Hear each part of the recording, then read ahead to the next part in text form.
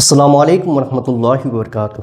صلو علی الحبیب صلی اللہ علیہ وسلم۔ سامعین حضرات، انشاءاللہ آپ سب خیریت سے ہوں گے۔ دوستو، آج کی ویڈیو میں ہم جانیں گے کہ جمعے کی فضیلت، جمعے کی مرتبہ، جمعے کا مقام، جمعے میں کتنے نماز ادا کیا جاتا ہے، سنت کا طریقہ کیا ہے، اور اسلام میں کیوں جمعے کی اہمیت اتنی دی جاتی ہے۔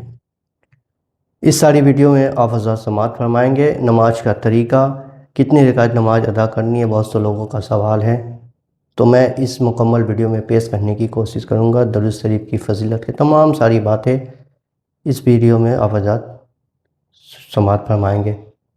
تو ویڈیو میں چینل پہ نئے ہیں تو چینل کو سبسکرائب کر دیں، بیل آئیکن کو دبا دیں تاکہ اسی طرح کی اسلامک ویڈیو آپ کو سب سے پہلے مل سکیں۔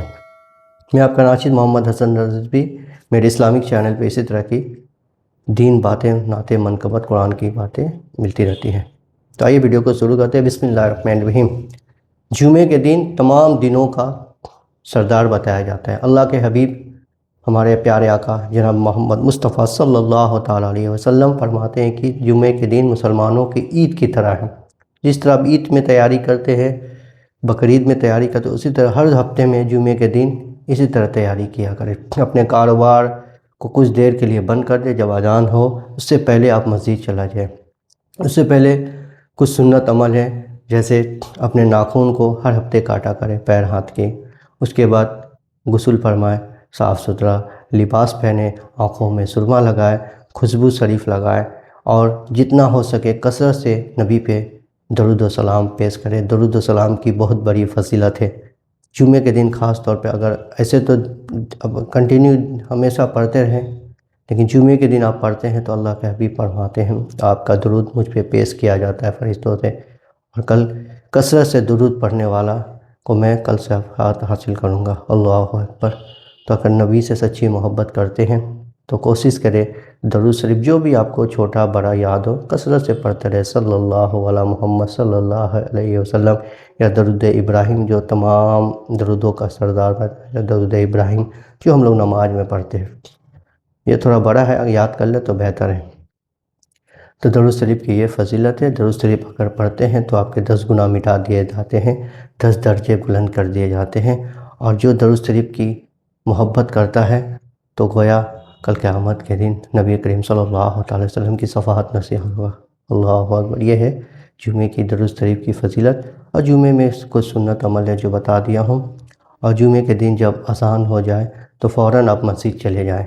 یہ نہ سوچیں کہ یہ خطبے کی اذان ہوگی تب جاؤں گا یا 5 منٹ بچا ہے، ایسا نہ کریں، کیونکہ جب جمعے کے دن آتے ہیں تو فرشتے ہر ایک دروازے پہ کھڑے ہو جاتے، آنے جانے والے کے نام رجسٹر پہ لکھا کرتے، اور آج کے مسلمان 5 منٹ باقی ہوتے تب مسجد میں جاتے 2 رکعت فرض نماز ادا کرنے کی۔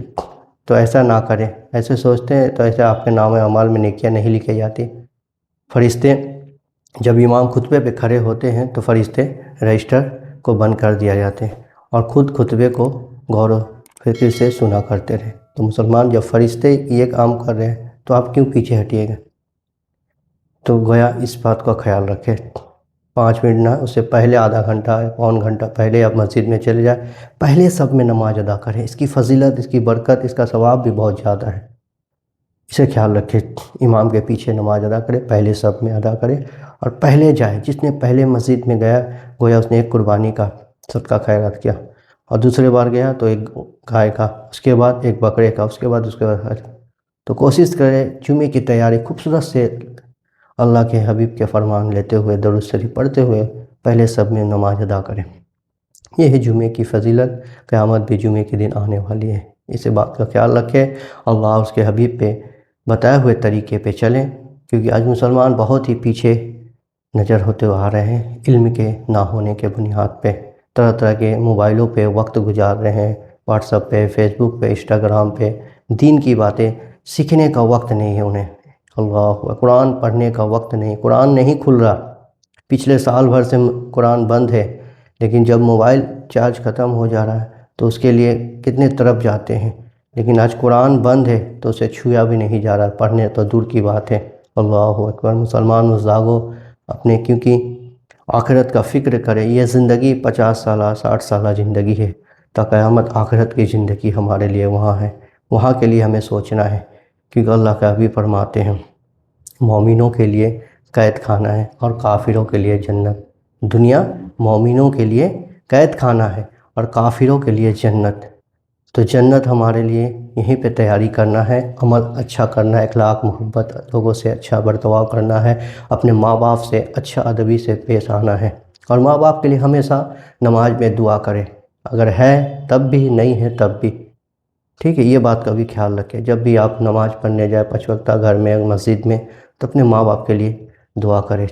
بہت بڑی دعا ہے، ماں باپ کے لیے دعا کریں، ان سے دعا لیں. کسی کے سامنے ہاتھ نہ پھیلائیں سوائے اللہ کے، اور ان کے حبیب کے صدقے دعا کریں. تمام السلام علیکم.